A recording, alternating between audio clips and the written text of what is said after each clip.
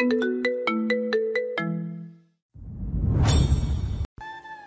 থাকা অবয়বের দিকে তাকিয়ে আরিফের দৃষ্টি যেন থমকে গেছে। মুহূর্তে গতি হারিয়েছে হৃদস্পন্দন। মনের ভেতরে নিষিদ্ধ চাগুলো যেন এলোমেলো ছুটছে। এক মুহূর্তে যেন নিজের চোখকে আরিফের অবিশ্বাস্য লাগছে। তার মনে হচ্ছে তার পাশের অবয়বটি তার অতি কাছের, অতি চেনা কেউ। কিন্তু তার ভাবনার মানুষটি যে এই সময় এই রূপে এখানে আসার কথা না। কে? বলেই প্রশ্নবোধক দৃষ্টিতে তাকালো আরিফ। ভালোবাসি হয়নি বলা, তবুও ভালোবাসি। পাশাপাশি হয়নি চলা, তবুও পাশাপাশি। বলেই আরিফের দিকে ফিরে তাকালো মিম। এক মুহূর্তে যেন থমকে গেছে আরিফের হৃদস্পন্দন। বুকের ভেতরে ধুকপুকানি ক্রমশ বাড়ছে। কিছুটা মিনমিনিয়ে বলল, তুমি? মিম তাকিয়েছে আরিফের দিকে।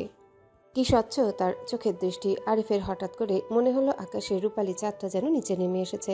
চাঁদের মৃদু আলোতে হালকা পিঙ্ক কালারের শাড়ি পরে দাঁড়িয়ে আছে মিম। তার খোলা চুলগুলো কোমর ছাড়িয়ে নিচ পর্যন্ত গড়িয়েছে, যা বাতাসে মৃদু মৃদু দুলছে। শাড়ির আঁচলটা এই মুহূর্তে অবাধ্যের ন্যায় উঠছে। কি মোহনীয় সেই দৃষ্টি।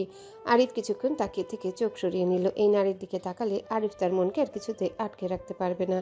হারিয়ে যেতে ইচ্ছা করবে এই রমণীর মাঝে। হঠাৎই মৃদু ধাক্কায় কেঁপে উঠল আরিফ। দু কদম পিছনের দিকে সরে গেল। আকস্মিক ঘটনায় আরিফ হতভম্ব, নিস্তব্ধ। কি ঘটল এই মুহূর্তে তার সাথে? তাল সামলাতে না পেরে ছাদের কার্নিশটি চেপে ধরল। কোনো কিছু বুঝে ওঠার আগে মিমের ফুপিয়ে ফুপিয়ে কান্নার শব্দ শোনা যাচ্ছে। মিম এখানে অনেকক্ষণ আগে এসেছে, কিন্তু আরিফের কোনো ভাবান্তর না দেখে বুঝতে পারল আরিফ তাকে এখনো ক্ষমা করতে পারেনি। সেই কষ্টে ফুপিয়ে কেঁদে উঠল মিম। নিজের ভয় জড়তাকে সাইডে রেখে আছড়ে পড়ল আরিফের শক্তপোক্ত ঢেউ খেলানো বুকে। আমাকে প্লিজ ক্ষমা করে দিন। দুপুরের ঘটনাটি সম্পূর্ণ অনাকাঙ্ক্ষিত ছিল।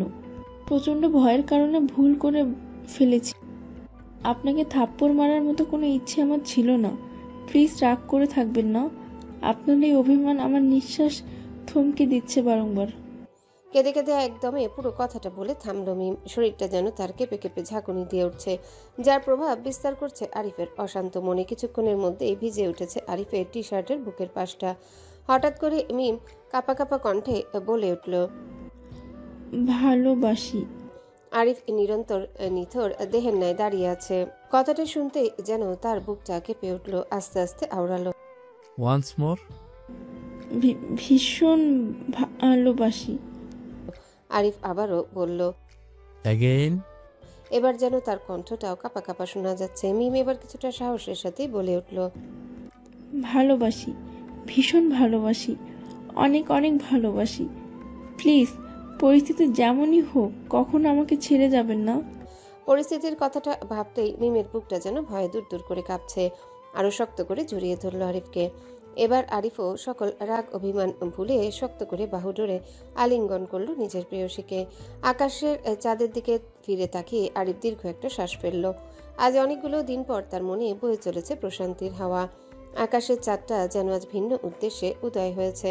চাঁদের যেন একান্ত অভিলাষ আরিফ ও তার প্রেয়সীর ব্যাকুল প্রেমের সাক্ষী হওয়া। ঘড়ির কাটে সকাল 10টা, কিন্তু মিম আর আইরিন এখনো ঘুমিয়ে। সচরাচর তারা এত ঘুমায় না কখনো। তাছাড়া খানবাড়ির একটা বহু পুরনো রীতি হলো বাড়ির সকল সদস্যরা ভোরে উঠে ফজরে নামাজ পড়বে। মিমও বাড়িতে প্রতিদিন উঠে, কিন্তু গতকাল রাতে আরিফের চিন্তায় ঘুম না আসা এবং গভীর রাতে ছাদে আরিফের সাথে দেখা করতে যাওয়ায় মিম ও আইরিনের ঘুমাতে প্রায় মধ্যরাত হয়ে যায়, যার ফলস্বরূপ সকালে এখন পর্যন্ত ঘুম ভাঙেনি দুজনার। মিম, এ মিম। বলেই দরজা ধাক্কাচ্ছে মেঘ, কিন্তু কোনো সারা শব্দ নেই। মেঘের দরজা ধাক্কানো শুনে এবার বন্যা আর জান্নাত এলো। বাহিরের এত শোরগোল শুনে ঘুম থেকে লাফিয়ে উঠল মিম। উঠে ঘড়িতে তাকিয়ে দেখলো সকাল 10টা বাজে। মিম তো অবাকের চরম পর্যায়ে। আল্লাহ বলেই মিম হাঁ করে বসে আছে। হঠাৎ আবার বাহির থেকে ডাক শোনা যাচ্ছে, আইরিন, আইরিন ওঠ। এবার মিমও আইরিনকে ডাকতে শুরু করলো, কিন্তু আইরিন মিমের ডাকে কোনো রকম সাড়া না দিয়ে অন্য পাশে ঘুরে আবারও ঘুমিয়ে পড়ল। মিম এবার রাগে আইরিনের গায়ে জোরে একটা চিমটি কাটলো। আউজ বলে আইরিন লাফিয়ে উঠল। মিমের হঠাৎ চিমটি এবং বাহিরে দরজা ধাক্কানো শুনে আইরিন ভয়ে ভয়ে জিজ্ঞাসা করলো, কি হয়েছে? মিম দুষ্টুমি সুরে বলল, ডাকাত পড়েছে বাহিরে। ও মা গো, মিম আমায় বাঁচা। আমি এত তাড়াতাড়ি মরতে চাই না। আমার যে এখন প্রেম, বিয়ে, সংসার, 2 হালে বাচ্চা জন্ম দেওয়া বাকি। মিম হতবাক চোখে তাকিয়ে থেকে আইরিনের মাথায় একটা থাপ্পড় দিয়ে বলল, তোর এই শখ মনে হয় এই জন্মে আর পূরণ হবে না। আইরিন ভয়ে ভয়ে বলল, কেন? ডাকাতে কি আমাদের এখনই মেরে দিবে?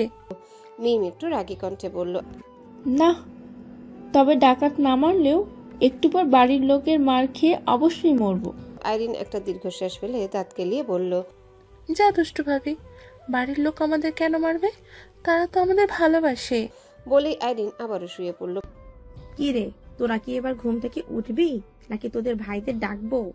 মাহমুদা খানের কণ্ঠে এবার মিমের টরক নড়তে মিম জোরে বলল। আসছে ফুপি। বলেই আইরিনকে আবারও ডাকলো, বলল, এই আইরিনের বাচ্চা, জলদি ওঠ, ভুলে গেছিস রাতের কথা? তোর বুদ্ধিতে তোর ভাইকে ইমপ্রেস করতে গিয়ে শাড়ি পরে এখন আমি ফাঁসির আসামি হয়ে যাচ্ছি। তাড়াতাড়ি ওঠ হারামি, এগুলো গুছাতে হবে, না হলে আজ আর রক্ষে নেই। মনে হচ্ছে পিঠের হাড় আজ আর একটাও আস্ত থাকবে না। রাতে মিমকে পরিয়ে দেওয়া আইরিনের শাড়ি ব্লাউজগুলো এখনো রুমে ছড়িয়ে ছিটিয়ে আছে। কথাটা মাথায় আসতে আইরিন লাফিয়ে উঠে বসলো। মিম, জলদি সব গোছা।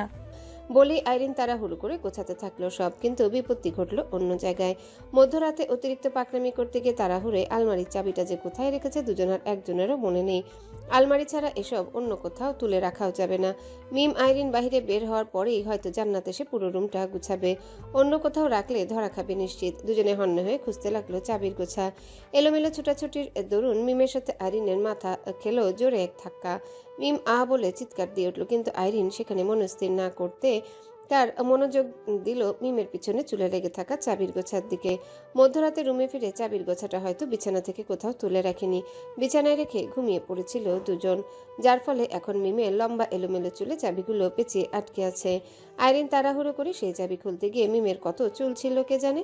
মিম তো একটু কাদো কাদো মুখে বলেই দিল যে, মাত্র এক রাত হয়েছে ভাবি বানিয়েছিস, এখনই ভাবি চুল ধরে মারছিস? অবশেষে মিম আর আইরিন নাস্তার টেবিলে এসে বসলো। কি রে, এতক্ষণ লাগলো রুম থেকে বের হতে? রাগী কণ্ঠে বলে উঠলেন মাহমুদা খান। আইরিন আমতা আমতা করে বলে উঠল, মানে আম্মু। থাক, তোকে আর মানি করতে হবে না। কতক্ষণ থেকে সবাই বসে আছে তোদের অপেক্ষায়, এবার নাস্তা সেরে নে। আইরিন মিনমিনিয়ে বলল, মিম, আমরা এই যাত্রায় বেঁচে গেছি। কিরে, এমনিতে এত লেট করে বের হলি, এখন আবার দুজন কি ফিসফিস করছিস? মিমের বরাবর সামনের চেয়ারে বসে বলে উঠল মেঘ। না আপু, কিছু না। এবার সকলে খাওয়া শুরু করলো। তানভীর দেখে দেখে বন্যার প্রয়োজনীয় খাবার তার প্লেটে দিচ্ছে। পাশ থেকে আদি বলে উঠল, ভাইয়া আমাকে একটু দাও, আমিও তো বৌমনির মতো ছোট। আদির কথা শুনে সকলে হেসে দিল। তানভীর কিছু না বলে আদির প্লেটেও খাবার তুলে দিল। মেঘ একটু খেয়ে বারবার আবিরকে বলছে সে আর খাবে না, কিন্তু আবির তো ছাড়ার পাত্র নয়। সে কিছুতেই মেঘকে পুরো খাবার শেষ না করে উঠতে দিবে না। জোর করে নানান কথা বলে খাওয়াচ্ছে মেঘকে। আসিফ, আরিফ, মিম, আইরিন তার যার যার মতো খাচ্ছে। মাহমুদা খান ও জান্নাত সবাইকে নাস্তা পরিবেশন করছে। হঠাৎই মিমের কানে বাজলো এক অন্যরকম সুর। মিম হকচকিয়ে গেল। কি ম্যাডাম, ঘুম হয়েছে? মিম পাশে তাকিয়ে দেখলো তার পাশের চেয়ারে আরিফ বসে আছে। আরিফকে দেখে মিম বিশাল এক চমক পেল। দুরু দুরু বুক নিয়ে মিম বুঝতে পারছে না খাবে নাকি উঠে যাবে, বা এই মুহূর্তে তার কি করা উচিত। কোনো কিছু বুঝতে না পেরে মিম উঠে যাওয়ার সিদ্ধান্তটাই নিল। কিন্তু আরিফ মনে হয় তা আগে থেকেই জানতো, আর জানবে নাই বা কেন। সে তো জানে তার মিম কতটা লাজুক। মিম যেই না উঠে যাবে ঠিক সেই সময় আরিফ টেবিলের নিচ দিয়ে মিমের হাতটি চেপে ধরলো। মিম পড়ল আরো বিপাকে। যে মানুষটি পাশে থাকলেই ভেতরে ধুকপুকানি বেড়ে যায়, সেই মানুষটি যদি তার হাত ধরে রাখে তাহলে মিম কিভাবে স্থির থাকবে। এত ভাবনার ভিতরে হঠাৎই খেয়াল করলো মাহমুদা খান তার প্লেটে আরো খাবার দিচ্ছে। মিম বাধা দিল, কিন্তু মাহমুদা খান কিছুই শুনল না। একদিকে মা খাবার দিচ্ছে আর অন্যদিকে ছেলে হাতের আঙ্গুলের ভেতর আঙ্গুল ঢুকিয়ে বসে আছে। মিম পড়ল চরম বিপাকে। আরিফকে দেখে কেউ বুঝতে পারবে না সে টেবিলের নিচে মিমকে এত জ্বালাচ্ছে। সবার খাওয়া দাওয়া শেষ পর্যায়ে মিম আস্তে আস্তে বলল, ছাড়ুন, আমি উঠবো। কিন্তু আরিফের চেহারায় কোনো ভাবান্তর দেখা গেল না। সে না শোনার ভান করে খাবার খেয়ে যাচ্ছে। আইরিনের খাবার খাওয়া শেষ হওয়ায় মিমের অন্য হাত ধরে টান দিয়ে বলল, কি রে, খাওয়া শেষ, বসে আছিস কেন? চল। এবার আরিফ মিমের হাতটা আলগা করে নিল। মিমও সুযোগের সদ্ব্যবহার করে ছুটে ত্যাগ করলো ডাইনিং রুম। দুপুরের কড়া রোদকে বিদায় জানিয়ে প্রকৃতিতে ধরা দিল পড়ন্ত বিকেল। খানবাড়ির বাকি সদস্যরা দুপুরবেলা এসেছে। আলী আহমেদ খান একটু পরে সবাইকে নিয়ে খানবাড়ির উদ্দেশ্যে রওনা হবে। মাহমুদা খান অনেক করে বলল, ভাইজান, আজকের রাতটা আপনারা সবাই এখানে থেকে যান। কিন্তু আলী আহমেদ খান ও মোজাম্মেল খান কাজের বাহানায় থাকতে নারাজ। তারা মাহমুদা খানকে জানালো আর কিছুক্ষণের মধ্যেই সকলেই রওনা হবে। আবির আলী আহমেদ খানের সামনে এসে বলল, আব্বু, তোমরা সবাইকে নিয়ে বাসায় যাও। কেন, তুমি কোথায় যাবে? আমি মেঘকে নিয়ে একটু নার্সিং হোম যাব। আবিরের কথা শুনে মালিহা খান, হালিমা খান ও আকলিমা খান এগিয়ে আসলো। জানতে চাইলো মেঘের শরীর ঠিক আছে কিনা। আমি ঠিক আছি।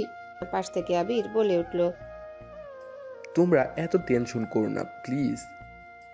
আমি ওকে নিয়ে ব্লাড গ্রুপ টেস্ট করতে যাব। ওর রক্তের গ্রুপটা জানা থাকা আমাদের প্রয়োজন। ঠিক আছে, তোমরা সাবধানে যেও, আমরাও আর কিছুক্ষণ পর বের হব। আবির মোজাম্মল খানকে সম্মতি জানিয়ে মেঘের কাছে গিয়ে বলল রেডি হয়ে নিতে। মেঘ চলে গেল রেডি হতে।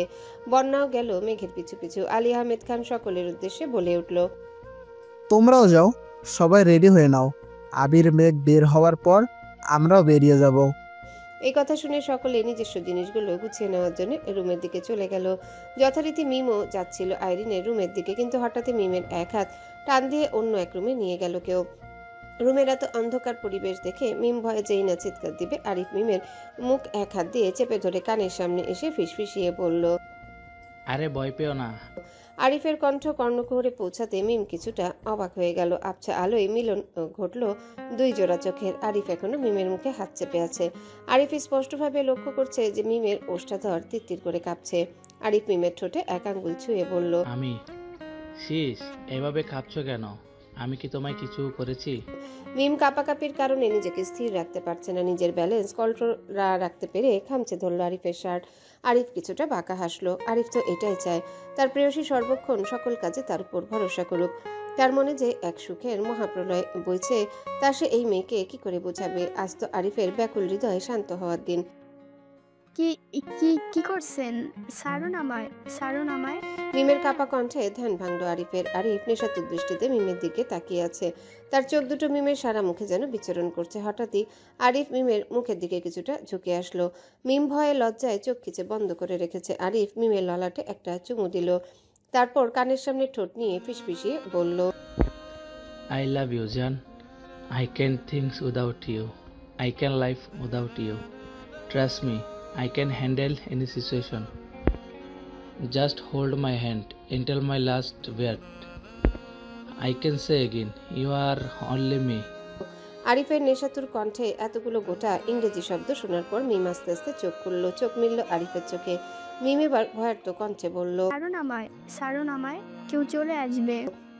আরিফ এবার খানিকটা সোজা হয়ে দাঁড়িয়ে মিমের দিকে প্রশ্নবোধক দৃষ্টিতে তাকিয়ে বলল,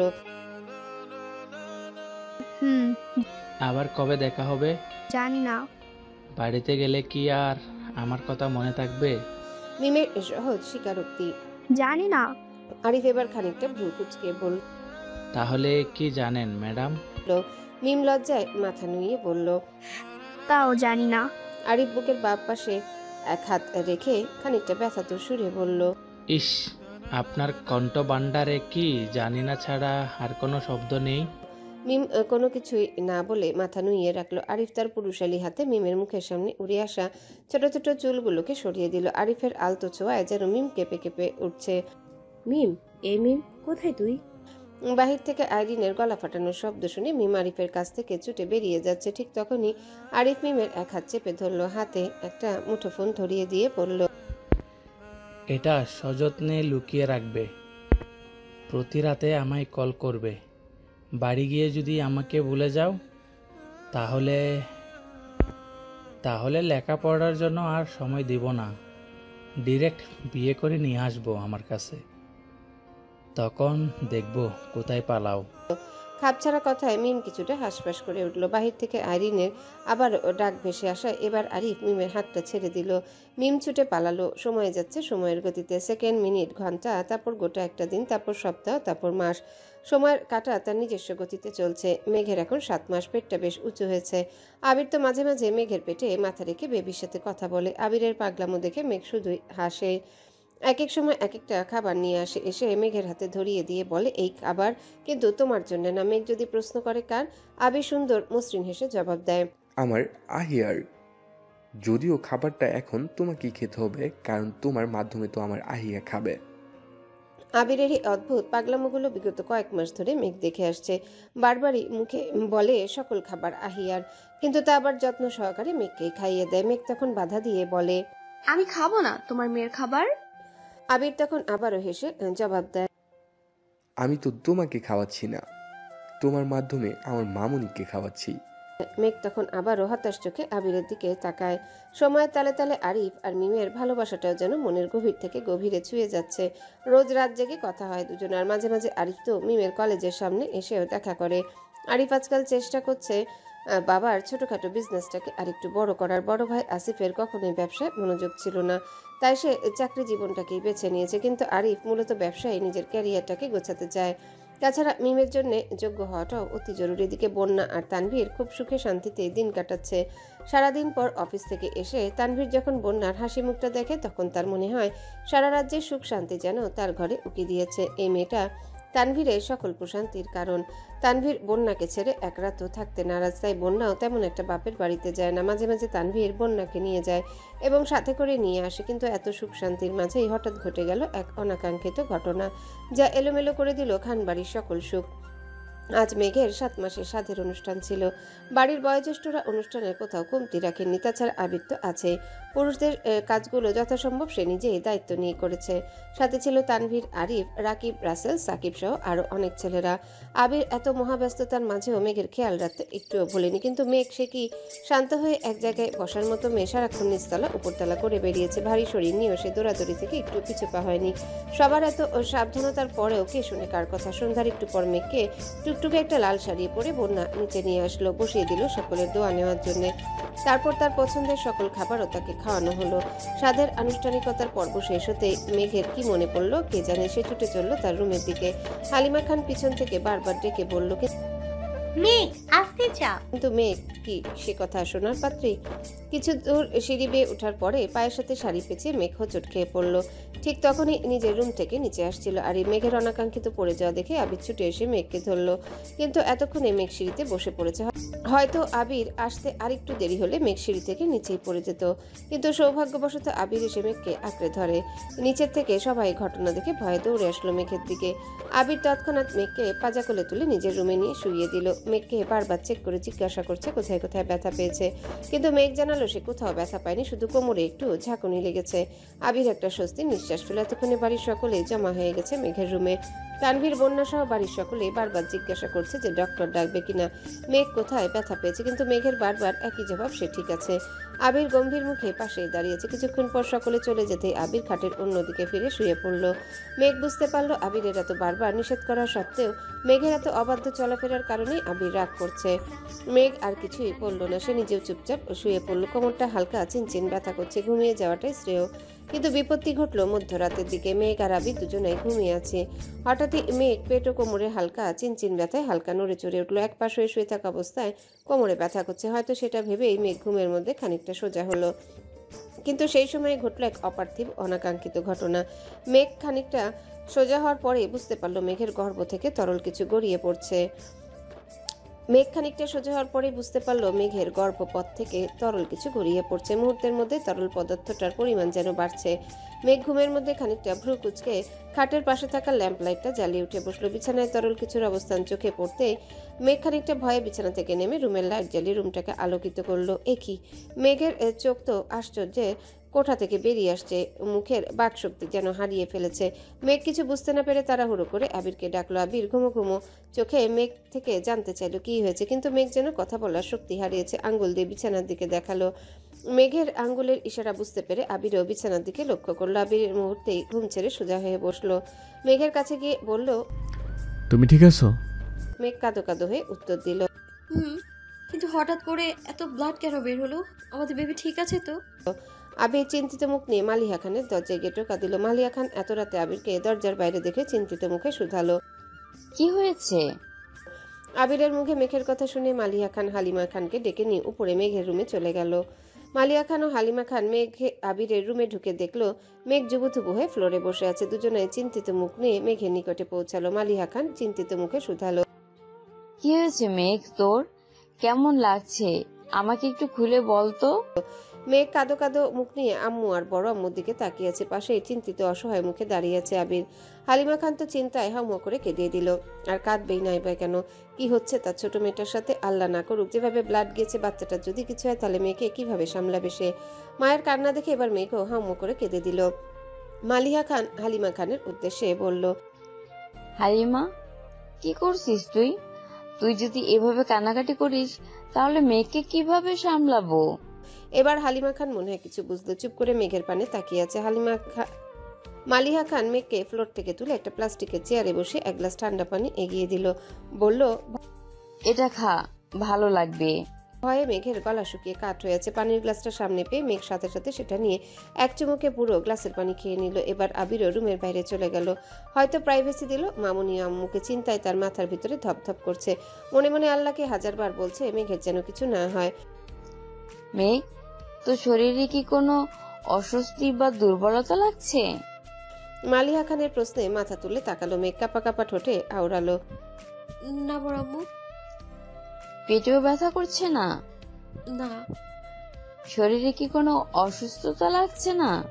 মেঘের এবারও শান্ত জবাব, না আমি সম্পূর্ণ সুস্থ আছি, শুধু সন্ধ্যায় কোমরে ব্যথা পেয়েছি বলে কোমরে হালকা চিনচিনে একটু ব্যথা আছে। মালিহা খান কিছুক্ষণ ভেবে তারপর জবাব দিল, যেহেতু এখনো পেটে ব্যথা বা কোনো সমস্যা দেখা দেয়নি, তার মানে ইনশাল্লাহ বেবি হয়তো ভালো আছে। তুই চিন্তা করিস না, রুমের বেডশিটটা চেঞ্জ করে দিয়ে যাচ্ছি, তুইও চেঞ্জ করে নে। কিন্তু বড় আম্মু। মেঘের কথা শেষ না হতেই বাদ সাধল মালিহা খান। আর কোনো কথা না বলে, যেহেতু শরীর সুস্থ আছে সেহেতু শুয়ে পড়ো, আর আগামীকাল সকালে তোকে নিয়ে ডাক্তারের কাছে যাব চেক আপ করাতে। মেঘ মালিহা খানের দুহাত নিজের হাতের মুঠোয় নিয়ে বলল, বড় আম্মু, আমার বেবিটা কিছু হবে না তো? আমার এত বছরের অভিজ্ঞতা বলছে কিছুই হবে না হয়তো, তাও আগামীকাল ডক্টরের কাছে গিয়ে চেক আপ করিয়ে নিব।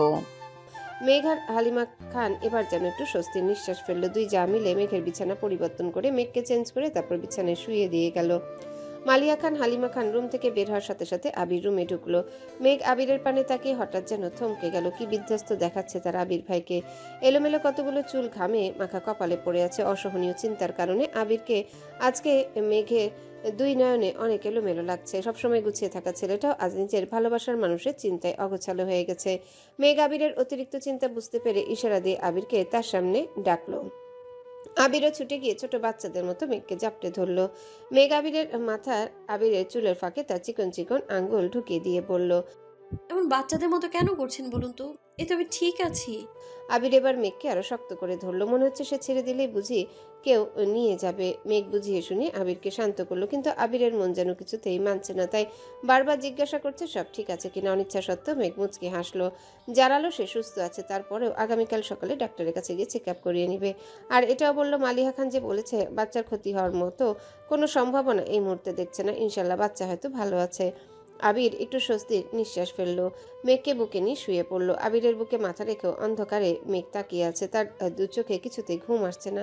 কেন জানি মনে হচ্ছে কিছু যেন ঠিক নেই। মনটা বারবার কু ডাকছে। তখন আবিরকে সান্ত্বনা দেওয়ার জন্য অনেক কিছুই তো বললো মেঘ, কিন্তু এখন সে নিজেকে বোঝাতেই অক্ষম। দুই চোখের পাতা আজ কিছুতে এক হচ্ছে না। কেন জানি মেঘের বারবার মনে হচ্ছে এই রাতে কি আবির ভাইয়ের সাথে আমার শেষ রাত। কথাটা ভাবতেই যেন সারা শরীর কাঁটা দিয়ে উঠলো। আবির একটু স্বস্তির নিঃশ্বাস ফেললো। মেঘকে বুকে জড়িয়ে নিয়ে শুয়ে পড়লো। আবিরের বুকে মাথা রেখেও অন্ধকারে মেঘ তাকিয়ে আছে। তার দু চোখে কিছুতে ঘুম আসছে না। কেন জানি মনে হচ্ছে কিচ্ছু যেন ঠিক নেই। মনটা বারবার কু ডাকছে। তখন আবিরকে সান্ত্বনা দেওয়ার জন্য অনেক কিছুই তো বলল মেঘ, কিন্তু এখন সে নিজেকে বোঝাতেই অক্ষম। দু চোখের পাতা আজ কিছুতে এক হচ্ছে না। কেন জানি মেঘের বারবার মনে হচ্ছে এই রাতে কি আবির ভাইয়ের সাথে আমার শেষ রাত। কথাটা ভাবতে যেন সারা শরীর কাঁটা দিয়ে উঠল। দীর্ঘ একটা চিন্তিত আধার রাতের পর ধরণীতে আবারও দেখা দিল সোনালী রুদ্র উজ্জ্বল সকাল। আবির আর মেঘের জীবনে কি আধার কাঠি উজ্জ্বল রোদে সোনালী আরো দেখা দিবে? এখন শুধু এটাই দেখার পালা। মেঘের অসুস্থতার কথা শুনে সকাল সকাল মেঘের রুমে হাজির হলো বন্যা আর মিম। দুজনে দরজার সামনে দাঁড়িয়ে টোকা দিল, দরজা খোলা আছে, ভেতরে আসো। ভেতর থেকে আবিরের শব্দ পেয়ে মিম আগে রুমে ঢুকলো। পিছু পিছু বন্যাও এসে দাঁড়ালো মিমের পাশে। আবির ল্যাপটপ নিয়ে কাজ করছে। মূলত সে রাকিব আর রাসেলকে অফিসের কিছু জরুরি ডিটেলস ইমেল করছিল। আজ আবির অফিসে যাবে না, তাই সে রাকিব ও রাসেলকে সব কাজ সামলে নেওয়ার দায়িত্ব দিয়েছে। মেঘ পাশে চুপচাপ শুয়ে আছে। মেঘ সকাল থেকে নিচে যাওয়ার জন্য ছটফট করছে, কিন্তু আবিরের ধমকের কারণে নিচে যেতে পারছে না। আবিরের একটা কথা, রেস্ট নাও। আবির বন্যা ও মিমকে দেখে রুম থেকে বের হয়ে গেল। এবার যেন বন্যা একটা দীর্ঘশ্বাস ফেলল। এতক্ষণ যাবৎ আবিরকে দেখে বন্যা ভিতরে নিঃশ্বাস আটকে রেখেছিল। এই বাড়িতে এসেছে বন্যার প্রায় 7 মাস হলো, কিন্তু এখনো আবিরের সামনে বন্যা মিম আদির মতো মিশতে পারে না। যতই হোক বড় ভাসুর তো। মেঘ বন্যা ও মিমকে দেখে উঠে বসতে চাইল, কিন্তু তৎক্ষণাৎ বন্যা আটকে দিল। বলল,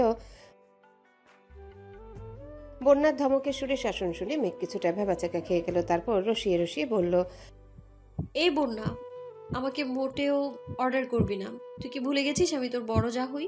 বলেই মেঘ মিটমিটিয়ে হাসলো। তুই আমার বড় যা, কিন্তু এই মুহূর্তে তুই আমার ছোট ননদ আর আমি তোর বড় ভাবি, তাই বলছি চুপচাপ শুয়ে পড়। বলেই মেঘের গায়ে কাঁথাটা দিয়ে দিল। মিম পাশ থেকে ঠোঁট টিপে হাসছে, আর হাসবেই বানায় কেন। মেঘকে কাবু করার মতো বন্যা একটা শক্ত ও সঠিক যুক্তি দেখিয়েছে। মেঘ বলল, বিপাকে নিজের কথার জালে নিজেই পেঁচিয়ে গেছে, তাই নিজের মুখটাকে এখন বন্ধ রাখাটাই উত্তম বলে মনে করলো মেঘ। কেমন আছিস এখন? আমি তো পুরোই সুস্থ আছি, কিন্তু কিছুতেই বুঝতে পারছি না রাতে কেন এমন হলো। দোয়া করি সুস্থ থাক। মেঘ, এখন থেকে তোর নিজের যত্নটা আরো একটু বাড়াতে হবে। তুইও আবার শুরু করলি আবির ভাইয়ের মতো? বন্যা মেঘের মাথায় হাত বুলাতে বুলাতে বলল, আবির ভাই তোকে খুব ভালোবাসে মেঘ, তুই নিজেও সেটা ভালোভাবে জানিস, তাও কেন চিন্তা দিস ভাইয়াকে? মেঘ এবার মাথাটা বন্যার কোলে নিয়ে শুয়ে পড়ল। বন্যার হাতটা মেঘের হাতে নিয়ে মেঘ বলল, বেবি জানিস, এই পৃথিবীর সবচেয়ে ভাগ্যবতী নারী মনে হয় আমি, যার আবির ভাইয়ের মতো একটা হাজবেন্ড আছে, তোর মতো একটা বেস্টু আছে, আর খানবাড়ির মতো একটা সুখী পরিবার আছে। বন্যা মেঘের মাথায় হাত রাখলো। দুই বান্ধবী একসঙ্গে খিলখিল করে হেসে দিল। মিম পাশে দাঁড়িয়ে দুই বান্ধবীর মুক্তঝরা হাসি দেখছে। কি অমায়িক সেই হাসি! মিমের প্রাণটা জুড়িয়ে গেল। বর্তমান জামানায় এমন নিঃস্বার্থ বান্ধবী পাওয়া আকাশের চাঁদ পাওয়ার ন্যায়। মিম অপলক দৃষ্টিতে দুই বান্ধবীর দিকে অকৃত্রিম হাসি দেখছে। তখনই ঘরে এলো হালিমা খান, হাতে তার নাস্তার প্লেট। মূলত মেঘকে নাস্তা খাওয়ার কিছুক্ষণ পরেই ডক্টরের কাছে নিয়ে যাওয়া হবে। আবির তার পরিচিত এক বন্ধুর সাহায্যে মধ্যরাতে ডক্টরের সিরিয়াল নিয়েছিল। কিছুক্ষণ পর মেঘকে সেখানেই নিয়ে যাওয়া হবে। ইতিমধ্যে আবির ও নিচে এসে নাস্তা করে নিয়েছে। মালিহা খানকে জানালো সে অফিসে যাবেন এবং মেঘকে নিয়ে আবিরই ডক্টরের কাছে যাবে। মালিহা খান এতে সম্মতি জানালো। তানভীর সাথে যেতে চাইলে আবির জানালো সে একাই পারবে। ঘড়ির কাঁটায় বেলা 11টা। মেঘ আর আবির কিছুক্ষণ আগে নার্সিংহোমে এসেছে। ডক্টরকে সকল কিছু খুলে বলার পর ডক্টর কিছু টেস্ট করাতে দিল। এখন আবির আর মেঘ ডক্টরের চেম্বারের বাহিরে সেই রিপোর্টের অপেক্ষায় বসে আছে। দুজন খুবই চিন্তিত, কিন্তু মেঘের থেকেও আবিরকে আজ একটু বেশি এলোমেলো দেখাচ্ছে। মেঘ একবার আবিরের মুখের পানে তাকিয়ে আবার নিচে ফ্লোরের দিকে তাকালো। মনে অসংখ্য প্রশ্ন। কি হয়েছে, কেন হয়েছে, কবে হয়েছে, কিভাবে হয়েছে, কি করলে সমাধান হবে এই সমস্যার। ভাবনার মাঝেই হঠাৎ আবিরের চিন্তিত মুখটা ভেসে উঠল। মেঘ সঙ্গে সঙ্গে পাশে বসে থাকা আবিরের দিকে তাকালো। চুপচাপ নিস্তব্ধ হয়ে বসে আছে, হয়তো গভীর কিছু ভাবছে। মেঘ এবার নিজেকে একটু সামলে আবিরের দিকে ফিরে বসলো। মেঘের নাড়াচাড়া বুঝতে পেরে আবিরও মেঘের দিকে তাকালো। মেঘ আবিরের দুই হাত মুঠোবন্দি করে বলল, আহিয়ার আব্বু, প্লিজ আপনি টেনশন করবেন না, কিছু হয়নি আমার, সুস্থ হয়ে যাব আমি ইনশাআল্লাহ, দেখবেন। আর আমাদের বেবিরও কিচ্ছু হবে না, আমরা হতেই দেব না। আবির মেঘের কথা শুনে একটা স্বস্তির দীর্ঘশ্বাস ফেলল। এই মুহূর্তে আবিরের চোখ দুটো যেন মেঘের সারা মুখে বিচরণ করছে। মেয়েটা কত বড় হয়ে গেছে। এই তো সেদিনই থাপ্পড় দিয়েছিলাম বলে আমার সাথে কথা বলেনি, কিন্তু আজ সেই মেয়ে কিনা আমাকে বুঝদারের মতো বোঝাচ্ছে। আবিরের এসব ভাবনার মধ্যে একটা নার্স এসে বলল, আপনাদের রিপোর্ট এসে পড়েছে, আপনারা প্লিজ ম্যামের চেম্বারে যান, আমি রিপোর্টটা সেখানে পৌঁছে দেওয়ার ব্যবস্থা করছি। আবির ছোট করে উত্তর দিল, সঙ্গে সঙ্গে মহিলা নার্সটি জায়গা ত্যাগ করলো। আবির মেঘের হাত ধরে কাপা কাপা পায়ে ডক্টরের চেম্বারের দিকে গেল। আসবো? আসুন। ডক্টরের সামনে এসে দাঁড়াতেই ডক্টর ওদের দুজনকে বসতে বলল। আবির আর মেঘ পাশাপাশি দুইটা চেয়ারে বসে পড়ল। দুইজনের চেহারায় এই চিন্তার ছাপ দেখে ডক্টর এবার বলা শুরু করলো, মিস্টার খান, প্লিজ এতটা টেনশন করবেন না। মহান আল্লাহ পৃথিবীতে যেমন সমস্যা সৃষ্টি করেছেন, তার সমাধানও সৃষ্টি করেছেন। আবির এবার মাথা তুলে ডক্টরের দিকে তাকালো, আস্তে আস্তে বলল, ডক্টর কি হয়েছে মেঘের? সিরিয়াস কিছু? আবিরের আগ্রহ উদ্দীপনা দেখে ডক্টর কিছুটা মুচকি হাসলো। মেঘ আর আবির সেই দিকেই তাকিয়ে আছে। দেখুন মিস্টার খান, আপনার ওয়াইফের সমস্যাটা অতি জটিল আবার অতি সহজ। আবির খানিকটা ভ্রু কুচকে ডক্টরের মুখের পানে তাকালো। আপনার স্ত্রীর প্লাসেন্টা প্রিভিয়া দেখা দিয়েছে। ডক্টরের পরামর্শ অনুযায়ী চললে এই রোগকে ধ্বংস করে বাচ্চার ফুটফুটে আদল দেখার সৌভাগ্য হবে। কিন্তু কেউ যদি ডক্টরের পরামর্শ অবহেলা করে তাহলে মা ও শিশু উভয়ের জন্য ঝুঁকিপূর্ণ হয়ে উঠবে। আপনার স্ত্রীকে রুটিন মাফিক জীবন নিয়ন্ত্রণ করান, বাকি আর কয়েকটা মাস সম্পূর্ণ বেড রেস্টে রাখুন। ডক্টরের কথার মাঝে মেঘ হঠাৎ ফোরন কেটে বলল, ডক্টর, প্লাসেন্টা প্রিভিয়া কি? ডক্টর আবারও খানিকটা হাসলেন, বলল, মিসেস খান, আমাদের দেশে বর্তমান সময়ে অনেক প্রেগনেন্ট মাদারেরই প্লাসেন্টা প্রিভিয়া নামক রোগের সম্মুখীন হতে হয়। প্লাসেন্টা প্রিভিয়া, যাকে বাংলায় বলে গর্ভফুল নিচে থাকা, গর্ভধারণের পর নারীর দেহের গর্ভফুলের সৃষ্টি হয়, যেটা জরায়ুর দেয়ালে লেগে থাকে। গর্ভাবস্থায় দ্বিতীয়ার্ধে যোনি থেকে রক্তপাত এই অসুবিধার উৎসর্গের অন্তর্ভুক্ত।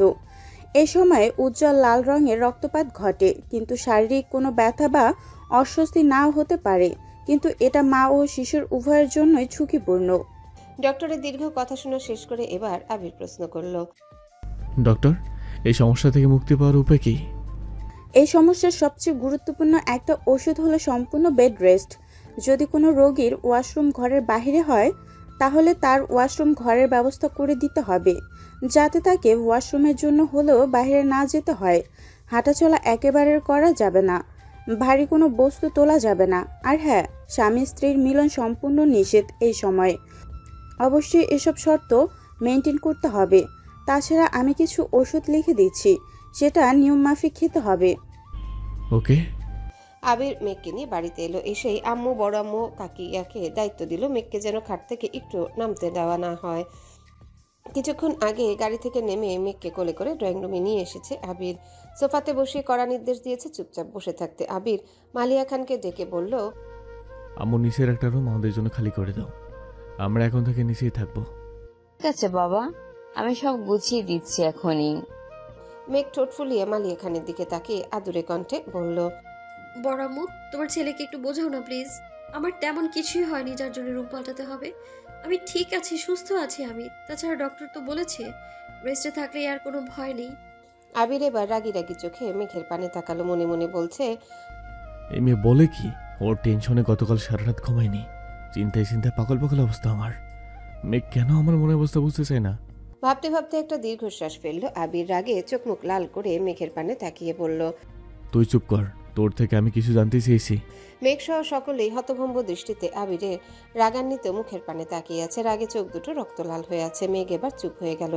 বুঝতে পেরেছে আবির অনেক রেগে আছে, কারণ খুব বেশি রাগ না হলে আবির কখনোই সকলের সামনে মেঘকে তুই করে কথা বলতো না। যদিও বিয়ের আগে সবসময় তুই বলতো, কিন্তু বিয়ের পর থেকে রুমের বাইরে কখনোই আবির মেঘকে তুই করে কথা বলে না। মেঘের কথা শুনে অতিরিক্ত আর রাগে মেজাজের কন্ট্রোল হারিয়েছে আবির। তখনই মেঘ আবিরের শব্দ পেয়ে দোতলা সিঁড়িতে এসেছে বন্যা। আস্তে আস্তে নিচে এসে মেঘের পাশে বসলো। মালিয়া খান, হালিমা খান ও আকলিমা খান আবিরের কাছে এসে আবিরকে শান্ত করার চেষ্টা করলো। মেঘ হতবিহ্বল চোখে আবিরের মুখের দিকে তাকিয়েছে। সে ভেবেই পাচ্ছে না যে কি এমন বলেছে যার জন্য এত রেগে গেছে আবির।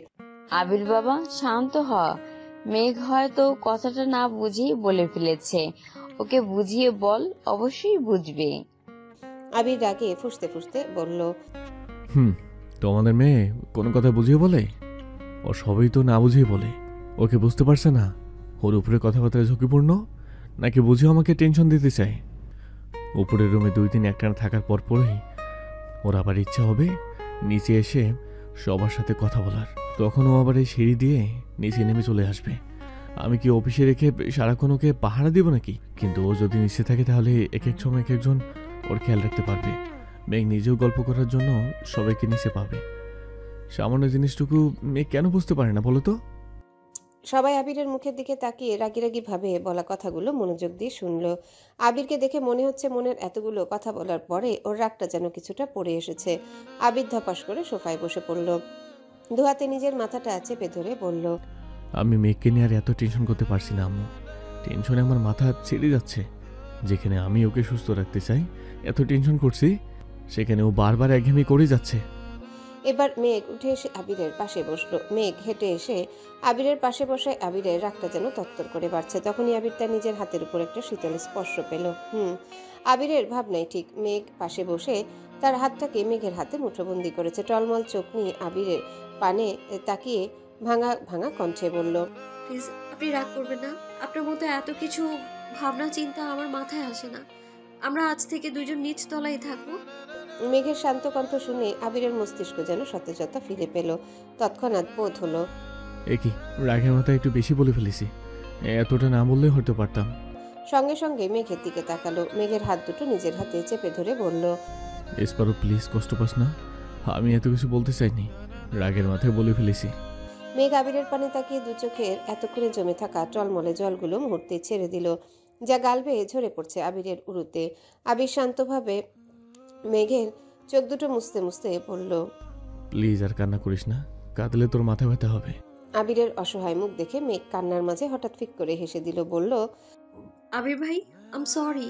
আমি কোনো কিছু না ভেবে জেদ করেছিলাম ওপরে থাকার জন্যে, কিন্তু আমার জন্য আপনার সিদ্ধান্তটাই বেস্ট। আবির এবার মেঘের কানের কাছে মুখ নিয়ে ফিসফিসিয়ে বলল, আমি কি তোর এখনো ভাই হই? মেঘ, তোকে নিয়ে আর পারছি না। তুই কি আমাকে তোর বাচ্চার মা বানানোর প্ল্যান করছিস? আবিরের কথা শুনে মেঘ কিছুটা ভড়কে গেল, তারপর আবারও ফিক করে হেসে দিল। মেঘের মুখে হাসি দেখে দীর্ঘ কয়েক ঘন্টা পর আবিরও একটু হাসলো। ওদের হাসি দেখে এতক্ষণ যারা ওদের ঝগড়া মনোমালিন্য দেখছিল তারাও হাসলো। বিকেল 5:30। মেঘের রুম থেকে শোনা যাচ্ছে ড্রয়িং রুমে সকলের কথাবার্তার আওয়াজ। মেঘের মন চাওয়া সত্ত্বেও সেখানে আর যেতে পারছে না। তানভীরও মনে হয় এইমাত্রই বাড়িতে ফিরল। মেঘ রুমে বসে ভাইয়ার শব্দ পেল, কিন্তু বাহিরে বের হওয়ার কোনো ব্যবস্থা নেই। আবির আজ সারাদিন একজন দক্ষ পাহারাদারের মতো পাহারা দিয়ে যাচ্ছে মেঘকে। এই যে এখন মেঘ বিছানায় বিরক্তি নিয়ে শুয়ে আছে, আর আবির পাশে বসে ল্যাপটপে কাজ করছে। মূলত নার্সিংহোম থেকে বাড়ি ফেরার পর মেঘ আর রুম থেকে বের হয়নি বললে ভুল হবে। আবির বের হতে দেয়নি। দুপুরের খাবারটা রুমে এনে আবির নিজের হাতেই খাইয়ে দিয়েছে। খাওয়ার পর থেকে মেঘ একাধারে বিছানায় শুয়ে আছে, কখনো এপাশ আবার কখনো ওপাশ। এভাবেই কাটছে সেকেন্ড, মিনিট, ঘন্টা। আবির এবার খানিকটা বিরক্তির চোখে তাকালো। কি হয়েছে, এমন করছিস কেন? মেঘের নির্লিপ্ত জবাব, এমনি। আবির আবারও তার কাজে মনোযোগ দেওয়ার চেষ্টা করলো, কিন্তু মনোযোগ দিতে সে কিছুতেই পারছে না। মেঘ সারাক্ষণ অস্বস্তি ভঙ্গিতে নাড়াচাড়া করছে। আবির খানিকটা ভ্রু কুচকে তাকালো, তারপর বিছানার সাইড টেবিলে ল্যাপটপটা রেখে মেঘকে পাজা কোলে তুলে নিল। মেঘ চোখ গোল গোল করে আবিরের মুখের দিকে তাকিয়েছে। কিছু বুঝে ওঠার আগেই দেখলো আবির ওকে ড্রয়িং রুমের দিকে নিয়ে যাচ্ছে। সোফাতে বসে আবির গম গম কণ্ঠে বলল, যদি সোফা থেকে নেমে এক পাও হাঁটিস, আমি তোর পা ভেঙে বিছানায় বসিয়ে রাখবো, বলে রাখলাম। মেঘ ঠোঁট ফুলে আবিরের মুখের দিকে তাকালো। আবির এবার শক্ত কণ্ঠে বলল, এইভাবে তাকিয়ে লাভ নেই, যা বলেছি তাই করব, আমার কথা নচ্চর হবে না। হয়েছে আমার বোনের। তানভীরের কণ্ঠ পেয়ে মেঘ ও আবির দুজনে সিঁড়ির দিকে তাকালো। দেখলো তানভীর সিঁড়ি দিয়ে নামছে। আবার বলল, ভাইয়া, তুমি আমার বোনকে কি বলেছ? এমন মুখটাকে ফুলিয়ে গোল আলুর মতো করে রেখেছে কেন? আবির একটা দীর্ঘশ্বাস ফেললো, বলল, পুরান পাগলের ভাত নাই, এবার নতুন পাগলের আমদানি। তানভীর এবার কিছুটা তাড়াহুড়ো পায় আবিরের সামনে এসে দাঁড়ালো। ভাইয়া, কি হয়েছে? তুমি কি বোনের উপর রাগ করেছ? আবির ঠোঁট গোল করে একটা ভারী নিঃশ্বাস ফেললো, তারপর বলল, তোর বোন আমার কোনো কথাই শোনে না তানভীর। তোর বোনকে তুই নিয়ে যা। যে বউ কথা শোনে না তার শ্বশুর বাড়িতে থাকার কোনো প্রয়োজন নেই, তার জন্য বাপের বাড়ি যথেষ্ট। আবিরের এমন হেয়ালিপূর্ণ কথা শুনে উপস্থিত সকলের ভ্যাবাচাকা খেয়ে গেল। সবচেয়ে বেশি হতবাক হয়েছে বন্যা, কারণ বিয়ের কয়েক মাসে আবিরকে কখনো দেখেনি এমন দুষ্টুমি সুরে কথা বলতে। সারাক্ষণ দেখেছে আবির বাড়িতে গম্ভীর মুখ নিয়ে চলাফেরা করে, তবে এটাও শুনেছে তানভীরের সাথে আবিরের ব্যবহারটা সম্পূর্ণই অন্যরকম। তানভীর এবার মেঘের সামনে গেল, পাশে বসে মেঘের মাথায় হাত রেখে বলল, বোনু, তুই কি এখনো ছোট বাচ্চা আছিস? তুই জানিস না ভাইয়া তোকে নিয়ে কত টেনশন করে? তবুও কেন ভাইয়ার কথা শুনিস না?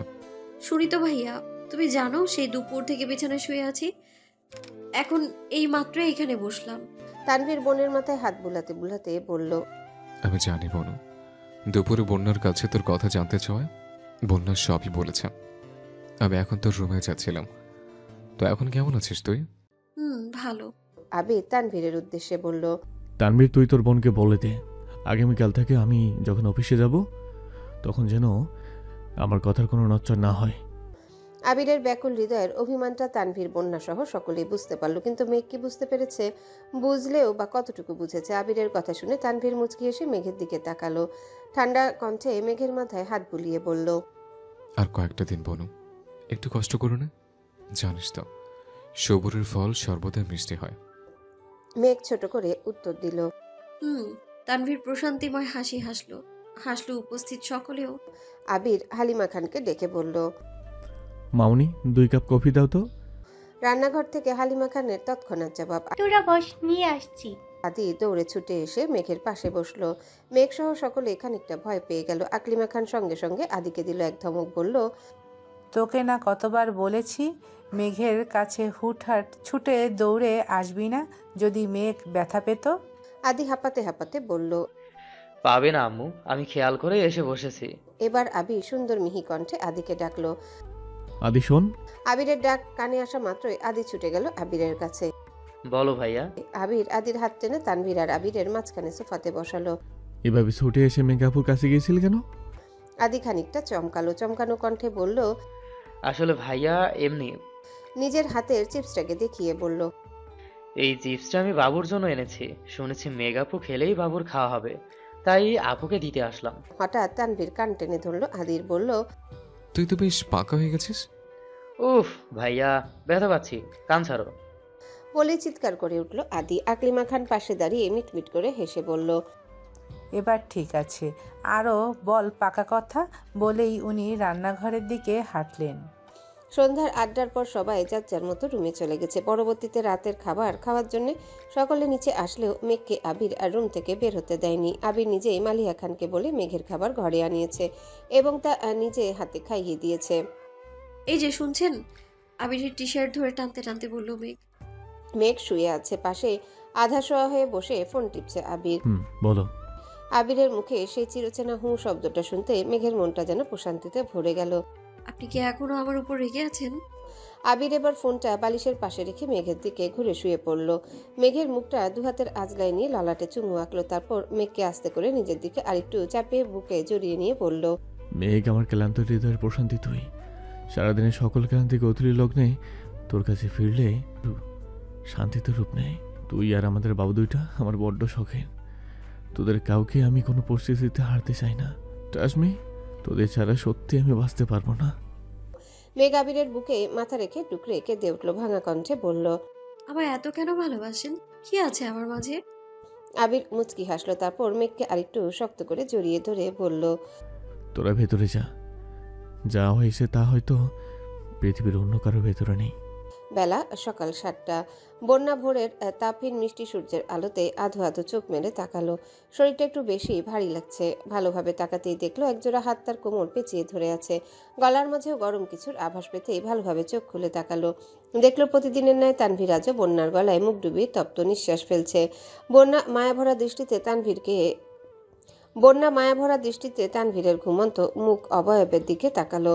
এই মানুষটা বড্ড অদ্ভুত। এত বছর ধরে তানভীরকে দেখে আসছে বন্যা, কিন্তু কখনোই বুঝতে পারেনি তানভীরের শক্ত খোলসের ভিতরে বাচ্চা একটা মন আছে, আর বুঝবেই বা কি করে। কখনো তা বোঝার চেষ্টাই করেনি। বন্যা একটা দীর্ঘশ্বাস ফেলে ওঠার চেষ্টা করলো, কিন্তু একই সে তো নড়াচড়াই করতে পারছে না। তানভীর যেন আরো শক্ত করে পেঁচিয়ে ধরেছে বন্যার আঁকানো বাঁকানো লতানো কোমর। বন্যা একবার তানভীরের মুখের পানে তাকালো, দেখলো তানভীর ঘুমিয়ে আছে। বন্যা খানিকটা কপাল কুঁচকে বিড়বিড় করে বলল, উফ, একটা মানুষ ঘুমের মাঝেও এতটা শক্ত করে কিভাবে ধরতে পারে? ভালোবাসা মানুষকে আর একটু বেশি সময় কাছে রাখার জন্য এই ভিলেন সব পারে ম্যাডাম। তানভীর কণ্ঠ শুনে বন্যা হতভম্ব। বন্যার ভাবনার মাঝেই ঘটল এক আশ্চর্য ঘটনা। বন্যাকে তানভীর এক হ্যাচকা টানে নিজের বুকের নিচে চাপা দিয়ে বন্যার মুখোমুখি হয়ে বলল, এখন আপনাকে কোথাও যেতে দিচ্ছি না ম্যাডাম। মুহূর্তেই যেন বন্যার শরীরটা ঝাঁকুনি দিয়ে উঠল। তানভীরের তপ্ত নিঃশ্বাসগুলো আছড়ে পড়ছে বন্যার চোখে মুখে গলায়। দ্বিধাদ্বন্দ্ব কাটিয়ে বন্যা খানিকটা মিনমিনিয়ে বলল, প্লিজ এখন ছাড়ুন, আমার লেট হয়ে যাবে, আমাকে নিচে যেতে হবে। কিন্তু তানভীর যেন বন্যার কোনো কথাই শুনতে পায়নি। মুখ ডুবালো বন্যার গলায় কাঁধে। ছোট ছোট চুম্বন ভরিয়ে দিচ্ছে বন্যার চোখ মুখ ঠোঁট গলা কাঁধ পেট। বন্যার শরীরটা যেন শিহরণে বারবার ঝাঁকুনি দিয়ে উঠছে। বন্যাও বুঝতে পেরেছে তানভীরকে হাজার বললেও আর থামানো সম্ভব না, তাই নিজেও সায় দিল তানভীরের পাগলামিতে। মেতে উঠল দুই প্রেমাতাল। তাদের প্রেম লীলায় ঘড়ির কাঁটা সকাল 7:30। তানভীর বন্যা দুজনে ছুটে গেল ওয়াশরুমে। বন্যা ঝটপট ফরজ গোসল সেরে নিচে চলে আসলো তানভীরের ব্রেকফাস্ট গুছাতে। এসে দেখে ইতিমধ্যেই সকলেই ডাইনিং টেবিলে উপস্থিত। তানভীরও তাড়াহুড়ো করে হাতে ঘড়ি পড়তে পড়তে নিচে নেমে আসলো। বন্যা নাস্তা খেতে বলায় জানালো সে অফিসে গিয়ে খেয়ে নিবে। হালিমা খান ও মালিহা খানও ছেলেকে জোর করলো, কিন্তু তানভীর বরাবরের মতোই মানা করে। লেট হচ্ছে বলেই বের হয়ে গেল। আবির খানিকটা হাসলো, যা হয়তো সকলের চোখের আড়ালেই রয়ে গেল। আবির খাওয়া শেষ করে উঠতে উঠতে বলল, মামুনি, মেঘের খাবারটা আমার রুমে পাঠানোর ব্যবস্থা করো। হালিমা খান হাতের ঝটপট কাজগুলো শেষ করতে করতে বলল, তুই ভিতরে যা, আমি নিয়ে আসছি। আবির রুমে প্রবেশ করে দেখলো মেঘ ফোনে কাকে যেন টেক্সট করছে। আবির ধীর পায়ে এগিয়ে গেল মেঘের দিকে। মেঘের পাশে বসে বলল, সকাল সকাল এত মনোযোগ দিয়ে ফোন কি করছিস? আবিরের কণ্ঠ পেয়ে মেঘ মুখ তুলে তাকালো, বলল, তামিমের সাথে চ্যাটিং করছি জানেন। আবির সঙ্গে সঙ্গে বলল, না জানি না, বলো। মেঘ এবার খানিকটা আবিরের দিকে চেপে এসে বসে বলল, আগামী শুক্রবার তামিমের বাগদান সম্পন্ন হবে। 2 থেকে 3 মাস পর বউ উঠিয়ে আনবে। আবার খানিকটা হেসে বলল, ওহ মেঘ। তামিম বলেছে আজ সন্ধ্যায় আমাদের বাড়িতে আসতে চায় নিমন্ত্রণের জন্য। আবিরের শক্ত তামাটে মুখাভাব যেন আরো শক্ত হয়ে উঠেছে। বুঝতে পেরে মেঘ সঙ্গে সঙ্গে বলল, আরে আপনি রাগ কেন করছেন? আমাকে আগে তো পুরো কথাটা বলতে দিন। মেঘ একটা দীর্ঘ নিঃশ্বাস নিয়ে বলল, আমি ওকে বলেছি বিকেলে এসে আমাদের বাড়ি ঘুরে যেতে, কিন্তু বিয়ের দাওয়াতে কোনো প্রয়োজন নেই। এখন আমার শরীরে যে অবস্থা, আমি যেতে পারবো না। আমরা বরং ওর আনুষ্ঠানিক বিয়েতে যাব কয়েক মাস পরে। এবার যেন আবিরের কুচকানো ভ্রুযুগল খানিকটা শিথিল হলো। আবির মেঘের মাথায় হাত বুলিয়ে বলল, আমার সাথে থাকতে থাকতে তোর মাথার বুদ্ধি একটু বেড়েছে, বলতে হবে। মেঘ হতভম্ব, স্তব্ধ। মেঘ যেন স্তম্ভিত, হতভম্ব। কি বলে এই লোক? টুক টুক টুক দরজায় টোকার শব্দ পেতেই আবির আর মেঘ সেদিকে তাকালো। দেখলো হালিমা খান খাবার হাতে নিয়ে দাঁড়িয়ে আছে। ভিতরে এসো মামুনি বলেই আবির বিছানা থেকে উঠে দাঁড়ালো। হালিমা খান ভেতরে ঢুকে মেঘের খাবারটা টেবিলে রেখে মেঘের ভালো মন্দ জিজ্ঞাসা করে আবার চলে গেল। আবির রুমে থাকা আর বেশিক্ষণ দেরি করলো না। হালিমা খান যাওয়ার পরে আবির খাবারের প্লেটটা হাতে তুলে নিল। নিজ হাতে মেঘের মুখে খাবার দিতে দিতে বলল, মেঘ, আমাকে অফিসের কাজে যেতে হবে, তো নিজের খেয়াল রাখবি, সঠিক সময়ে লাঞ্চ করবে। তাছাড়া আমার অবর্তমানে তুমি রুম থেকে একটুও বের হবে না। আগের সব কথাগুলোই মোটামুটি ঠিক ছিল, কিন্তু আবিরের মুখে রুম থেকে না বের হওয়ার আদেশ শুনে মেঘের মুখটা সহসায় অন্ধকারে ছেয়ে গেল।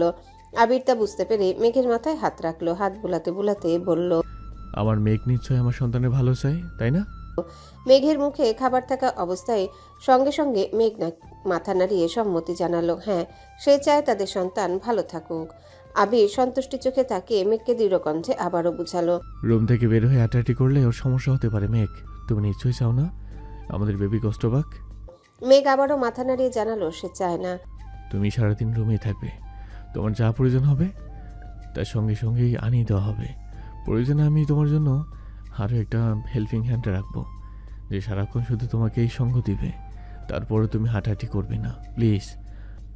আমি যদি পারতাম তোমাকে রেখে কখনই অফিসে যেতাম না। আশা করি তুমি এমন কিছু করবে না যার জন্য আমাকে অফিস থেকে টেনশন করতে হয়। আবিরের দীর্ঘ কথা শুনে মেঘ এবার কিছুটা সিরিয়াস কণ্ঠে বলল, আহিয়ার আব্বু, আপনি কেন এত টেনশন করছেন? আমি আপনাকে টেনশন দেওয়ার মতো কোনো কিছুই করব না। আপনার সকল কথা মেনে চলবো আমি। আপনি কাজে মনোযোগ দিন ভালোভাবে। মেঘের প্রতিশ্রুতি শুনে আবির কিছুটা স্বস্তি পেল। মেঘের কপালে দীর্ঘ একটা চুমু দিয়ে বলল, আমি জানি আমার মেঘ আমার সকল কথাই শোনে। আহিয়ার আব্বু। মেঘের কণ্ঠ শুনে আবির মেঘের দিকে তাকালো। ঠিক তখনই মেঘ বিছানায় বসে আবিরের কোমর জড়িয়ে ধরে পেটে মুখ গুজে দিয়ে বলল, আপনি যখনই ফ্রি হবেন তখনই আমায় টেক্সট করবেন। রুমে আমার একা একা ভালো লাগবে না। যদিও বন্যায় এসে বসে থাকে, তারপরেও আপনি টেক্সট করবেন। আর হ্যাঁ, আসার সময় আমার জন্য কয়েকটা উপন্যাসে বই নিয়ে আসবেন। আবির মৃদু হেসে মেঘের মুখটা তুলে মেঘের কপালে আরেকটা চুমু দিয়ে বলল, আপনি যা হুকুম করবেন তাই হবে ম্যাম, আপনার জন্য এই বান্দা সর্বদাই হাজির। মেঘ এবার খিলখিলিয়ে হেসে দিল। গতকাল থেকে আবির যতটা ডিপ্রেশনে ছিল, মেঘ যেন আজ এক মুহূর্তে তার হাসির ঝলকে সব ডিপ্রেশন কাটিয়ে দিল। মূলত আবিরের এটাই প্রয়োজন ছিল। অফিসে যাওয়ার আগে মাইন্ড ফ্রেশ অতি গুরুত্বপূর্ণ। তাছাড়া আজ ইম্পর্টেন্ট একটা মিটিং আছে। শুনুন। মেঘের ডাকে আবিরের হুঁশ ফিরল।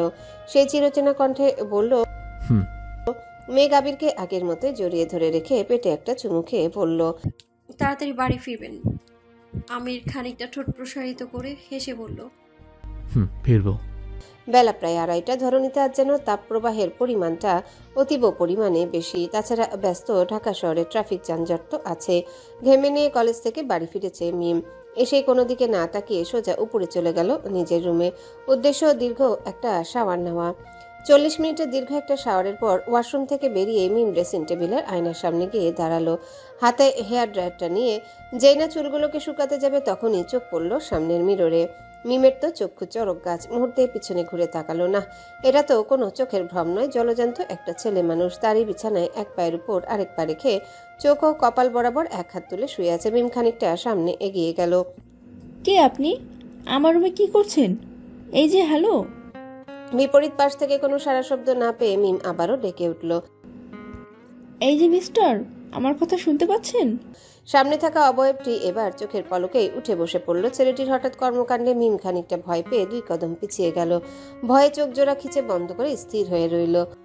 কি ম্যাডাম, ভয় পেয়েছেন? পরিচিত কণ্ঠস্বর পেয়ে মিম পিটপিট করে চোখ খুলল। চোখ মেলে তো মিম আরো অবাক। মিম যেন বাকরুদ্ধ। চমকিত কণ্ঠে মিম কিছু বলতে না পারলেও আশ্চর্য একটা কাজ করে ফেলল। মুহূর্তে ঝাঁপিয়ে পড়ল আরিফের বুকে। আরিফও শক্ত করে জড়িয়ে ধরল তার প্রেয়সীকে। দীর্ঘ 5 মাস পর তাদের দেখা।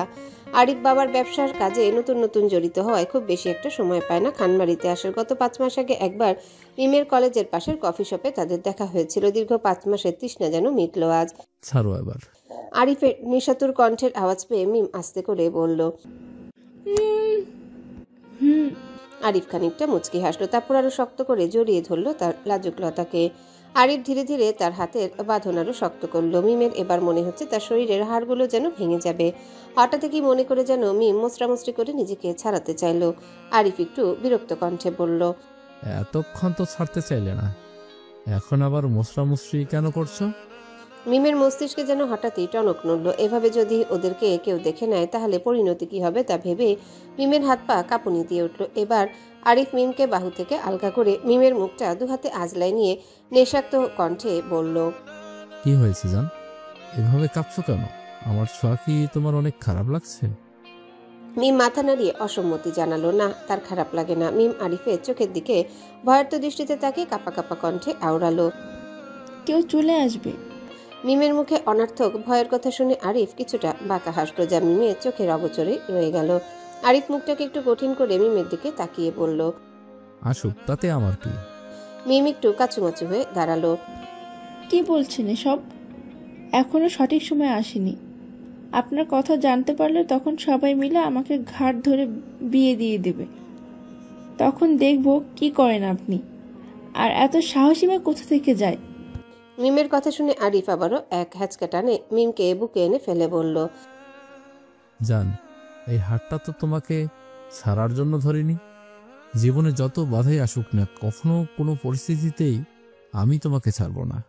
আরিফ মিমের মাথাটাকে বুকের মাঝে আরেকটু চেপে ধরে বলল, তুমি কি শুনতে পাচ্ছ এই বুকের ধুকপুকানি? গত 5 মাসে এই মনটা অস্থির হয়ে আছে। কখন তোমায় এক নজর দেখতে পারবো সেই আশায়। আরিফের মুখে ভালোবাসা মেশানো ধ্বনিগুলো শুনতে পেয়ে মিম আরো শক্ত করে আরিফকে জড়িয়ে ধরল। পারলে আরিফের বুকের মাঝে ঢুকে যেত মিম, কিন্তু আফসোস, তা তো আর সম্ভব না। পূর্বের ন্যায় মিমের মাথাটা নিজের বলিষ্ঠ ঢেউ খেলানো বুকে রেখে আরিফ আবারও বলতে শুরু করলো, জান, গত 5 মাসে আমি তোমাকে অনেক মিস করেছি। এবার মিমও বলে উঠল, আমিও আপনাকে মিস করেছি। আপনাকে ভিডিও কলে দেখে আমার মন ভরে না। আরিফ একটু দুষ্টুমির কণ্ঠে বলল, ও তাই? কতটা মিস করেছো? মিম এবার হাতের করগুলো গুনতে গুনতে বলল, গত 5 বছরে আমি আপনাকে 150 দিনে 150 বার মিস করেছি। 3600 ঘন্টায় 3600 বার মিস করেছি। 2,16,000 মিনিটে 2,16,000 বার মিস করেছি। 1,29,60,000 সেকেন্ডে 1,29,60,000 বার মিস করেছি।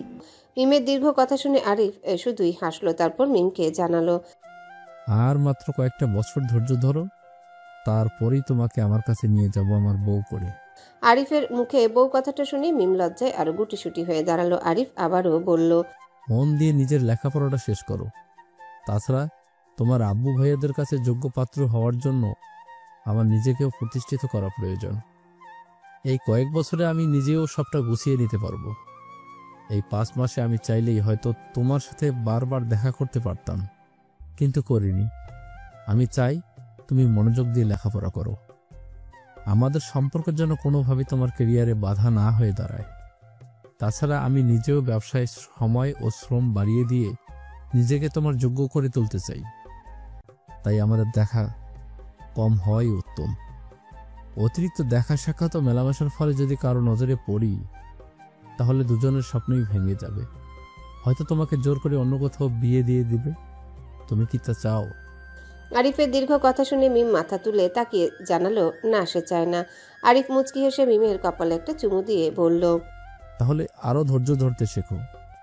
আমাদের দেখা এবারের মতোই দীর্ঘ সময় পর পর হবে। হতে পারে পরবর্তী সাক্ষাৎ আরো দেরিতে হবে। এতক্ষণ চুপ করে থাকলো, এবার মিম ফুপিয়ে কেঁদে উঠল।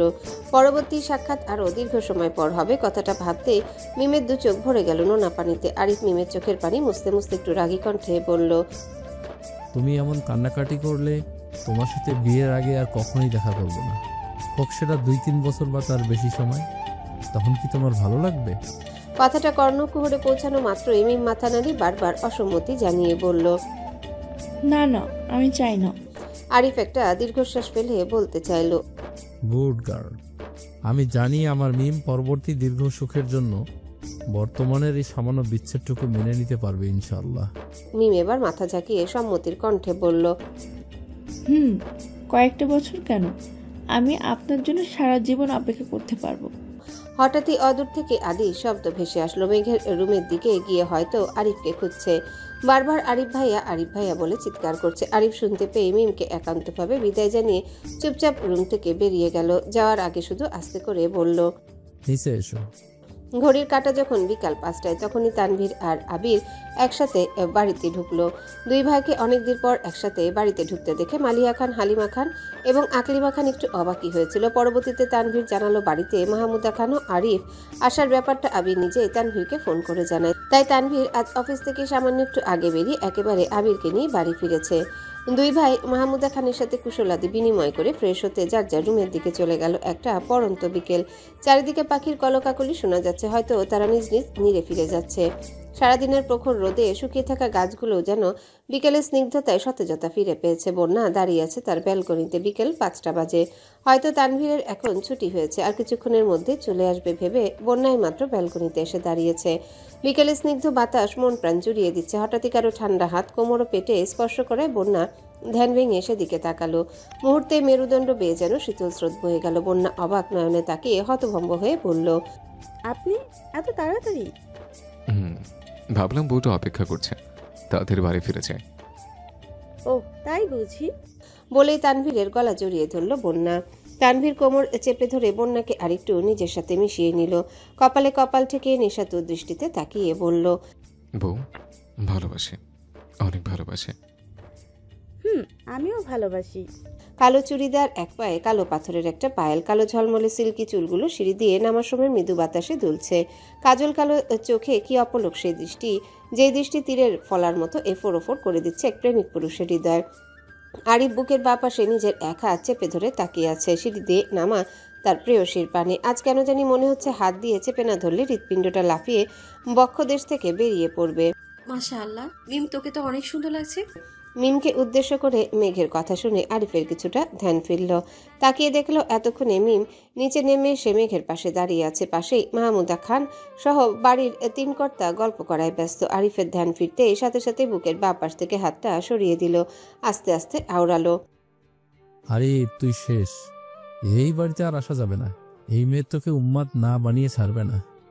কি রে, একা একা কি বিড়বিড় করছিস? আমাদের একটু বল শুনে। আরিফ চোখ ঘুরিয়ে দেখলো পাশেই এসে বসেছে তানভীর। কই ভাইয়া, কিছু বলিনি তো? তাই বল, কিছু না বললেই ভালো। আমি তো আবার ভাবলাম কোনো শাকচুন্নি এসে ভর করলো নাকি তোর ঘাড়ে। ধুর ভাইয়া, তুমি যে কি বলো। আরিফ মুখে কথা বললেও মনে মনে বলল, হর পড়েছে তো, তবে কোনো শাকচুন্নি নয়, মিষ্টি একটা কালো পরী। যেই পরীটা এই মুহূর্তে তার সামনে দাঁড়িয়ে আছে।